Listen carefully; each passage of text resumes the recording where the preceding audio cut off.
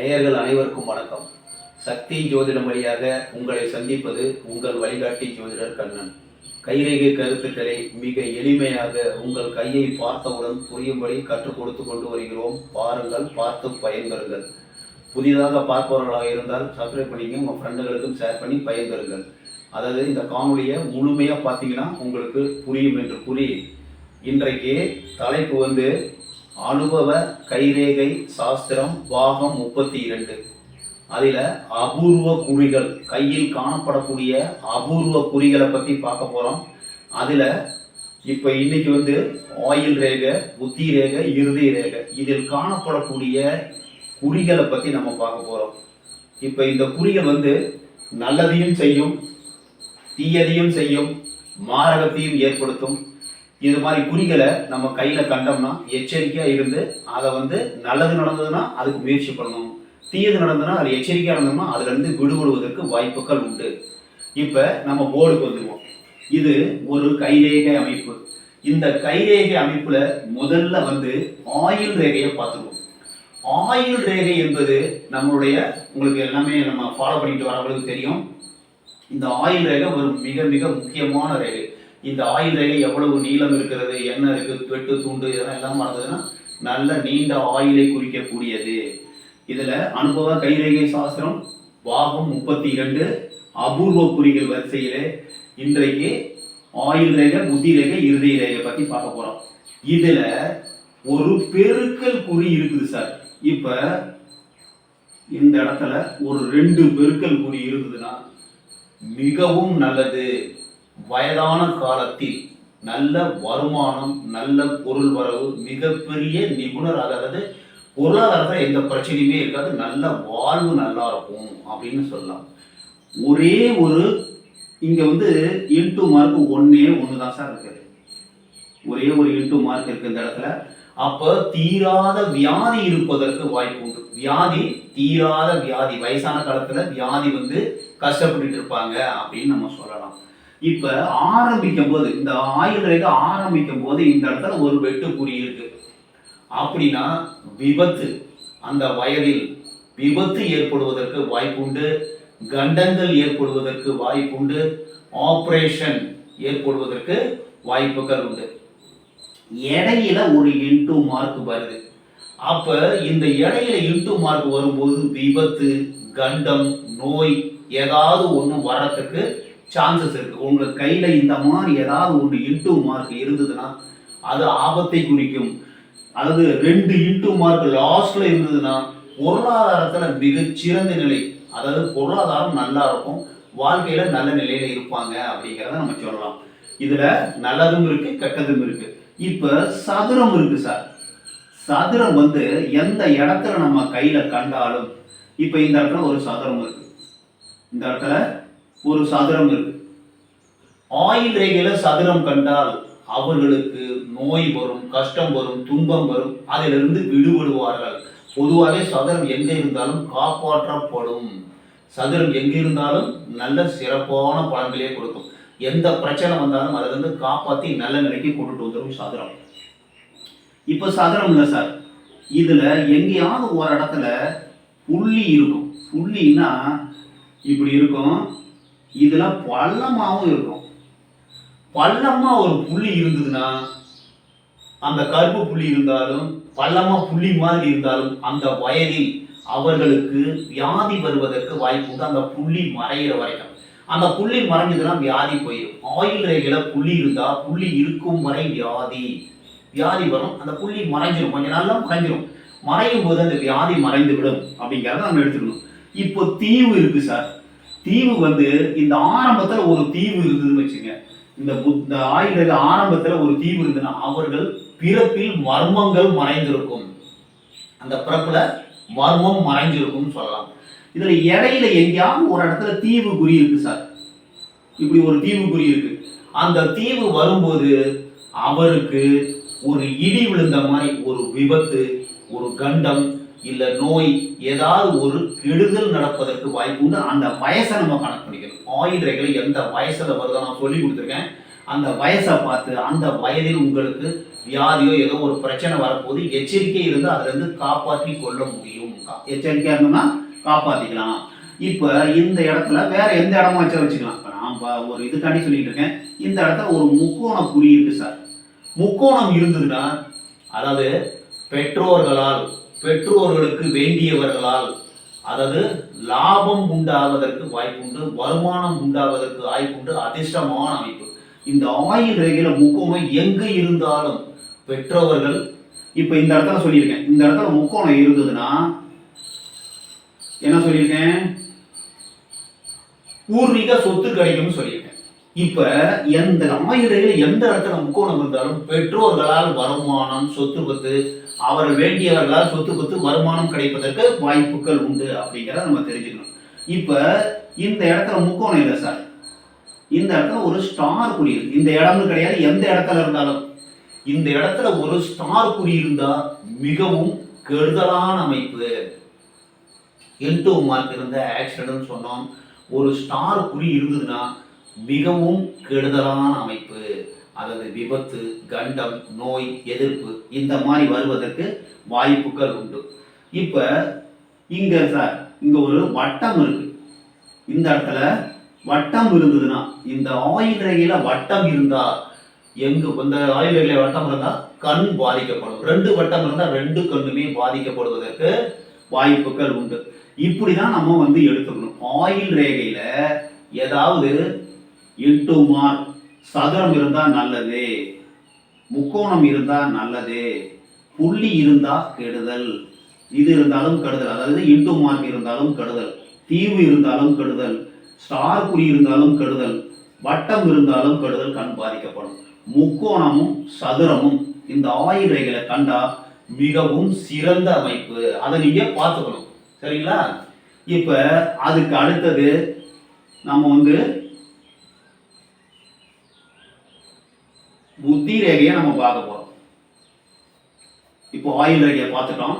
இப்ப புத்தி ரேகையை பார்க்க போறோம். புத்தி ரேகையில ஏதாவது கெடுதல் இருந்தால் உடனடியாக மனம் பாதிக்கப்படும். புத்தி, மனம். இதுல N2 மார்க் புத்தி ரேகையில எங்கு N2 மார்க் இருந்தாலும் ஆக்சிடென்ட், மனம் பாதிக்கப்படுவது, பொருளாதார நஷ்டம் இந்த மாதிரிலாம் வரத்துக்கு சான்சஸ் இருக்கு. இதுவும் தவறு. சதுரம் இருக்கு சார்.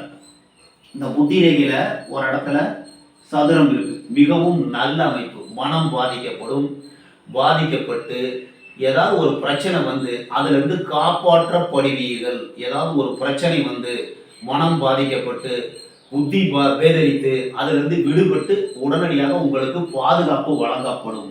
இதுல புள்ளி பள்ளமாவோ ஒரு புள்ளியாவோ இருந்ததுன்னா அந்த வயதில் உங்களுக்கு மனம் பாதிக்கப்படும். புத்தி ரேகை எடுத்தாவே மனசை ரொம்ப பாதிக்கப்படும். பொருளாதார நஷ்டம் உண்டாகும். புள்ளி, கருப்பு புள்ளி இந்த புத்தி ரேகையில் இருந்ததுன்னா மன கஷ்டம் வரும், பண கஷ்டம் வரும், புத்தி பேதரிப்பு உண்டாவதற்கு வாய்ப்புகள் உண்டு. தீவு மிக பெரும் தடை. இப்ப நம்ம இந்த சதுரம் இருக்கிற இடத்துலயோ இல்ல வேற எங்க இடத்துலயோ இந்த இடத்துலயோ ஒரு தீவு இருக்கு சார். இந்த இடத்துல ஒரு தீவு இருக்கு. எந்த இடத்துல எந்த வயதில் தீவு உண்டோ அந்த வயதில் உங்களுக்கு மனம் பாதிக்கப்படுவதற்கு வாய்ப்பு உண்டு. பொருளாதார சிக்கல்ல இருந்து எல்லாமே பாதிக்கப்படும். அப்ப அந்த புத்தி ரேகையில் ஏதாவது பிரச்சனை வரும்போது நீங்க அந்த ஒரு ரேகை தென்படும் பொழுது நமக்கு எச்சரிக்கை, அந்த வயசுல எச்சரிக்கையா இருந்தீங்கன்னா அதுல இருந்து காப்பாத்திக்கலாம் அப்படிங்கிறத சொல்றேன். இப்போ ஒரு ஸ்டார் குறி இருக்கு சார். ஸ்டார் குறி மிகவும் கெடுதலான அமைப்பு. ஸ்டார் குறி கண்டா பைத்தியம் பிடிக்கும் அப்படின்னு சொல்லுவாங்க. பைத்தியம் எல்லாருக்கும் பைத்தியம் பிடிக்கிறது கிடையாது. அதாவது மனநிலை குழப்பமா இருக்கும். ஒரு சில பேருக்கு மனம் குழம்பும், என்ன பண்றதுன்னு தெரியாது. இந்த ஸ்டார் இருக்கிற வயதுல மனம் கொந்தளிப்பு, மன தடுமாற்றம், ஒரு சில பேருக்கு மனம் பிரமை பிடிச்சது போல ஆகி அதாவது இப்போ லவ் பண்ணுவாங்க, லவ் ஃபெயிலியர் ஆயிரும். அப்போ அதுக்காண்டி அவங்களுக்கு மனநிலை பாதிக்கப்படுவதற்கு வாய்ப்புகள் உண்டு. இந்த மாதிரி இருந்ததுன்னா வர்றதுக்கு வாய்ப்புகள் உண்டு. முக்கோணம் கையில் இருக்கு சார். இந்த புத்தி ரேகையில முக்கோணம் இருந்தா சதுரம் மாதிரியே தான் அது ஒரு பாதுகாப்பை கொடுக்கும். சதுரம் மாதிரியே தான் முக்கோணமும். இப்ப ரவுண்டு, வட்டம், இது மிகவும் கெடுதலான அமைப்பு. இந்த புத்தி ரேகையில சதுரம் மட்டும், சதுரமும் முக்கோணம் தான் சிறப்பு. மிச்ச எந்த குறி இருந்தாலும் மனம் பாதிக்கப்படும், பொருளாதாரம் பாதிக்கப்படும். மனசு பாதிக்கப்படுச்சுன்னா வியாதி உண்டாகும், வியாதி உண்டாகுதுன்னா பொருளாதாரம் பாதிக்கப்படும், மனம் பாதிக்கப்படும் போது எல்லாமே டோட்டலே கொலாப்ஸ் ஆயிடும். அதை நீங்க பார்த்துக்கணும். இதுக்கு அடுத்தது நம்ம இருதய ரேகைக்கு வந்துடுவோம். இருதய ரேகையில இந்த முனையில இங்க இடத்துல ஒரு திரிசூல அமைப்பு இருக்கு சார், மிகவும் சிறந்த அமைப்பு. இதுதான் மெயின் பாயிண்ட். இந்த திரிசூலம் இந்த இருதய ரேகையில இருந்ததுன்னா எதை தொட்டாலும் வெற்றி. அதாவது எந்த தொழிலை தொட்டாலும் வெற்றி, எதை செய்யனாலும் அவங்களுக்கு வெற்றியாக தான் முடியும், தோல்வி வராது அப்படிங்கிறது ஐதீகம். உண்மையாலுமே இந்த இருதய ரேகையில இந்த மாதிரி திரிசூல அமைப்பு மேல நோக்கி இருந்து, கீழ் நோக்கி வரக்கூடாது, மேல் நோக்கி இருந்துனா மிகவும் சிறந்த அமைப்பு. அவர்கள் வெற்றி பெற வெற்றியாளராக திகழ்வார்கள். அதிகாரமான ஒரு பதவி, சின்ன வயசுல நல்லா படிச்சிருவாங்க, அதிகாரமான ஒரு பதவியில உட்கார்ந்துருவாங்க. புகழ், செல்வம், செல்வாக்கோடு சிறந்து மனைவி, அதாவது குருமேட்ல திரிசூலம் இருந்தா இல்லறம் சந்தோஷமாக இருக்கும். அதாவது கணவனும் மனைவியும் இணை பிரியாமல் இருப்பார்கள், பிரியாம இருப்பாங்க, சந்தோஷமா இருப்பாங்க. குழந்தை குட்டியோட நல்லா வாழ்றதுக்கு வாய்ப்பு இருக்கு. பொருளாதாரம் நல்லா இருக்கும், மனைவியோட சந்தோஷமாக வாழ்றதுக்கு வாய்ப்பு இருக்கு. அவங்களுக்கு ஒரு அதிகார பதவி கிட்டும், நல்ல படிப்பு, நல்ல ஒரு பொசிஷன் உள்ள ஒரு வேலை. இதை விட என்ன சார் வேணும்? இப்ப நம்ம குருமேட்ல இந்த இறுதி ரேகையில ஒரு திரிசூலம் இருந்தா மிகவும் சிறந்த அமைப்பு. இதை நீங்க பாத்துங்க. அதுக்கு அடுத்தது ஒரு இன்டூ மார்க். இப்ப இன்டூ மார்க் இருந்ததுன்னா அந்த வயதில் உங்களுக்கு மனம் பாதிக்கப்பட வாய்ப்புண்டு, இருதய நோய் வருவதற்கு வாய்ப்புண்டு. அதே மாதிரிதான் இங்க ஒரு ஸ்டார் குறி இருக்கு சார். ஸ்டார் குறி இருந்தாலும் உங்களுக்கு அந்த வயதில் இருதய நோய் வருவதற்கு வாய்ப்புண்டு, எச்சரிக்கையாக இருக்க வேண்டும். ஒரு சதுரம் இருந்ததுன்னா அந்த வயதில் உங்களுக்கு இருதய நோய் வரும், மனம் பாதிக்கப்படும், இருந்தாலும் அதிலிருந்து காப்பாற்றப்படுவீர்கள் அப்படிங்கிறத ஈஸியா நமக்கு புரியுங்க. சதுரம் இருந்தா காப்பாற்றப்படும். தீவு இருக்கு சார், இந்த இருதய ரேகையில ஒரு தீவு வருது. தீவு வரும்போது உங்களுக்கு இருதய நோய் வருவதற்கு அந்த வயதில், நல்லா புரிஞ்சுக்க, எல்லாமே இருக்குங்கிற அவசியம் இல்லை, சொல்றது எல்லாமே எல்லாத்துலேயுமே இருக்கணும். ஏதாவது ஒன்று வரலாம், வராம கூட இருந்துடலாம். வந்ததுன்னா என்ன பண்ணணும்னா, இப்ப இந்த இடத்துல ஒரு இருதய ரேகையில ஏதோ ஒரு இடத்துல தீவு இருக்கு சார். தீவு வரும்போது அந்த வயதில் உங்களுக்கு இருதய நோய் வருவதற்கு வாய்ப்பு உண்டு, மனம் பாதிக்கப்படுவதற்கு வாய்ப்புகள் உண்டு. எச்சரிக்கையா இருந்தீங்கன்னா அதுல இருந்து நம்ம தப்பிச்சிடலாம். அதே மாதிரி பாருங்க, வட்டம் இருக்கு.